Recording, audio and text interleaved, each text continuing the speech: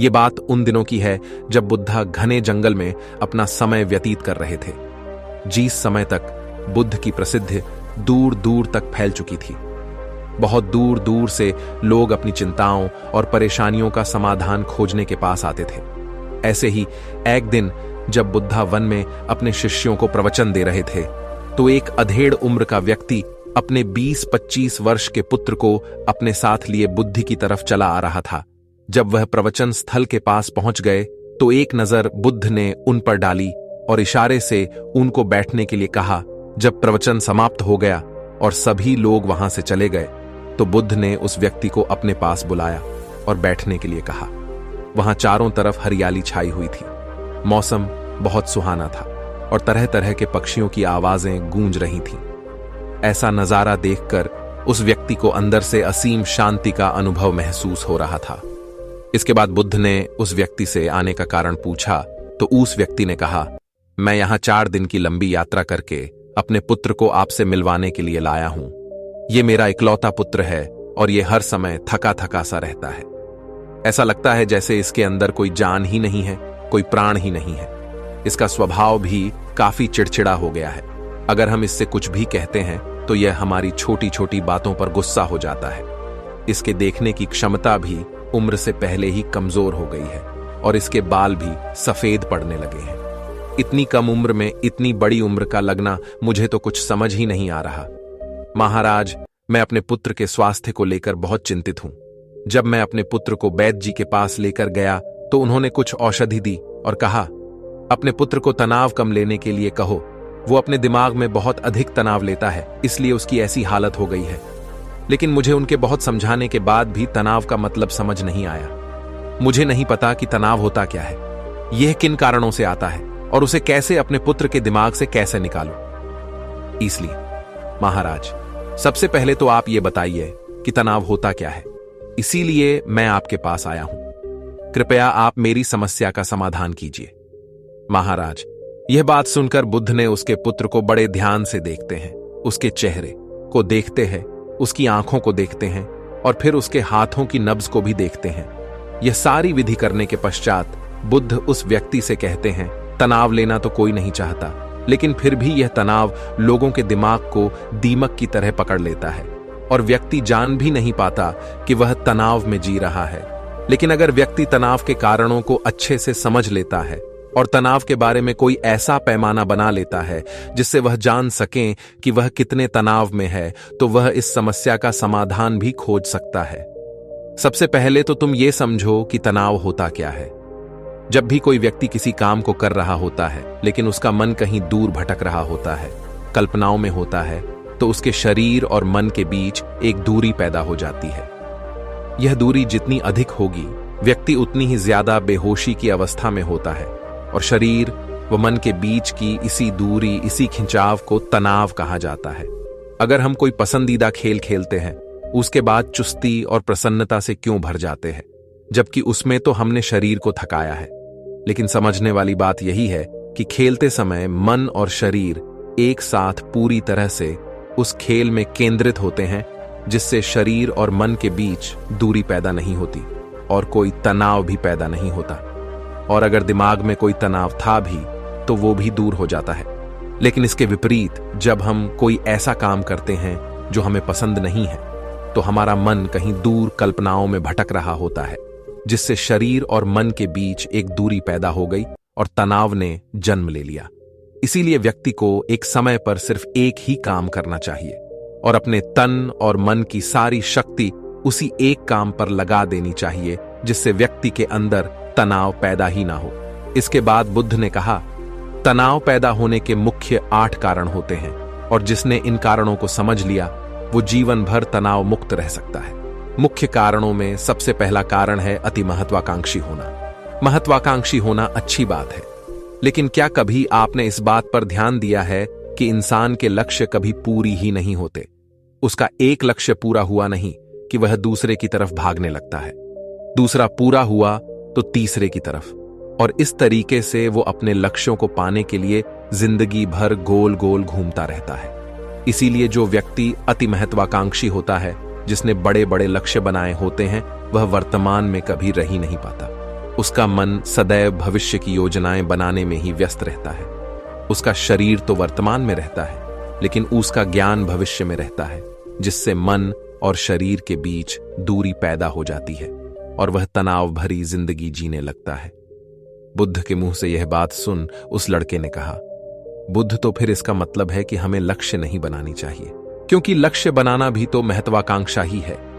इस पर बुद्ध ने कहा, जीवन में लक्ष्य बनाना कोई गलत बात नहीं है, लेकिन समस्या तब उत्पन्न होती है जब वो अपना पूरा ध्यान उस लक्ष्य से मिलने वाले परिणाम पर ही लगा देते हैं और उसके परिणाम की चिंता करते रहते हैं। व्यक्ति को वर्तमान में जीना आना चाहिए। आप लक्ष्य बनाइए और उस लक्ष्य की प्राप्ति के लिए कड़ी मेहनत करिए, लेकिन साथ ही साथ आपको इस बात का भी ज्ञान होना चाहिए कि आप अभी वर्तमान में जी रहे हैं और वर्तमान ही सत्य है।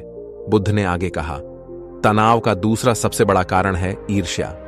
जब व्यक्ति ईर्ष्या और जलन से भर जाता है तो उसका मन अंदर से सड़ने लगता है। ईर्ष्या एक आंतरिक घाव है। आंतरिक घाव यानी मन का घाव। व्यक्ति के शरीर का घाव तो भर सकता है, लेकिन मन का घाव कभी नहीं भर सकता। इसीलिए व्यक्ति को दूसरे की खुशी और तरक्की से कभी ईर्ष्या नहीं करनी चाहिए, क्योंकि तनाव का कारण है। इसके बाद बुद्ध ने तनाव का अगला कारण बताते हुए कहा कि आरुषिपूर्ण काम करने से भी मन में तनाव पैदा होता है। जो काम करना हमें पसंद ही नहीं है, जिस काम में हमारी रुचि ही नहीं है, उस काम में हमारा मन लग ही नहीं पाएगा। हमारा शरीर तो वही बैठा रहेगा, लेकिन हमारा मन कल्पनाओं की उड़ान भरेगा, जिससे शरीर और मन के बीच दूरी पैदा हो जाती है और व्यक्ति तनावग्रस्त हो जाता है। इसीलिए इंसान को हमेशा अपनी रुचि के अनुसार ही कार्य करनी चाहिए। अगर व्यक्ति ने यह पता कर लिया कि उसे कौन सा काम करना पसंद है और वो उसी काम को अपने जीवन का लक्ष्य बना लेता है, तो फिर वो काम उसके लिए काम नहीं बल्कि खेल बन जाता है। बुद्ध ने कहा, तनाव का चौथा कारण होता है किसी दूसरे से इच्छा रखना। बुद्ध ने उस व्यक्ति की ओर इशारा करते हुए कहा, एक पिता होने के नाते तुम्हारी अपने पुत्र से बहुत सी अपेक्षाएं होंगी कि तुम्हारा पुत्र एक बहुत ही कामयाब इंसान बने, तुम्हारा नाम रोशन करे, जैसा तुम चाहते हो उस तरह का जीवन जिए, तुम्हारी हर बात मानी। लेकिन क्या आज तक कभी किसी की सारी अपेक्षाएं पूरी हुई है? जब भी कोई व्यक्ति किसी दूसरे से कोई अपेक्षा रखने लगता है तो वो अनजाने में अपने लिए तनाव पैदा करने लगता है। जरा सोचो कि अगर तुम्हारा बेटा तुम्हारे अनुसार काम नहीं कर रहा और वो नहीं बन पा रहा जो तुम उसे बनाना चाहते हो, तो निश्चित रूप से तुम्हारे दिमाग को तनाव पकड़ लेगा। तुम तनाव से भरा जीवन जीना शुरू कर दोगे और इस तनाव के बस में आकर तुम ऐसा व्यवहार करोगे, ऐसी बातें करोगे कि तुम्हारा अपने पुत्र के साथ संबंध और भी खराब होता चला जाएगा। इसीलिए व्यक्ति को जितना हो सके उतनी कम अपेक्षाएं दूसरों से रखनी चाहिए, और अगर पूरी तरह से तनाव मुक्त रहना है तो दूसरों से अपेक्षा रखना ही बंद कर दो। इसके बाद बुद्ध ने कहा कि शारीरिक कष्ट भी इंसान के तनाव का एक कारण होता है। जब व्यक्ति किसी शारीरिक पीड़ा से गुजर रहा होता है तो उसका पूरा ध्यान बस अपने उस शारीरिक दर्द पर होता है और वो पूरे दिन बस उसी के बारे में सोचता रहता है, जिससे उसका मन दुख के विचारों से भर जाता है और ऐसी स्थिति में व्यक्ति तनावग्रस्त रहने लगता है। यह सुन उस व्यक्ति ने कहा कि हे बुद्ध, शारीरिक दुख तो किसी भी व्यक्ति को हो सकता है, तो फिर क्या हुआ? व्यक्ति जीवन भर तनाव में ही जिएगा। इसका जवाब देते हुए बुद्ध ने कहा कि इंसान को यह बात समझनी चाहिए कि हमारा जीवन दुखों का आधार है। जैसे जैसे हमारा जीवन आगे बढ़ता है, इसमें दुख आते हैं, बीमारियां आती हैं और फिर अंत में मृत्यु भी आती है। तो बीमारियां इंसान के जीवन का अभिन्न अंग है, कोई इनसे बच नहीं सकता। बस किसी किसी के जीवन में ये समय से पहले आ जाती है तो किसी के बाद में पराती सबको है। जब इंसान का मन इस बात को अच्छे से समझ लेगा तो फिर वह अपनी बीमारी के बारे में सोच सोचकर ज्यादा तनाव नहीं लेगा, क्योंकि यह हमारे जीवन का अभिन्न हिस्सा है और इसके लिए व्यक्ति को शारीरिक रूप से भी अभ्यास करते रहना चाहिए। अपने जीवन में व्यायाम और स्वस्थ जीवन शैली को भी जगह देनी चाहिए ताकि उसका शरीर लंबे समय तक निरोगी रहकर सही से काम कर सके। तनाव का अगला कारण होता है अपनी योजनाओं को समझने के लिए समय न देना। कुछ लोगों के दिमाग में कोई विचार आया नहीं है कि वो बिना सोचे समझे उस पर काम को करना शुरू कर देते हैं, और जब उस काम में उन्हें असफलता मिलती है तो वह तनाव से भर जाते हैं। क्योंकि उन्होंने उस काम को शुरू करने से पहले उसके बारे में पूरी जानकारी इकट्ठा नहीं की थी। इंसान को कोई भी काम शुरू करने से पहले उसके अच्छे और बुरे परिणामों के बारे में ठीक से सोच विचार कर लेना चाहिए।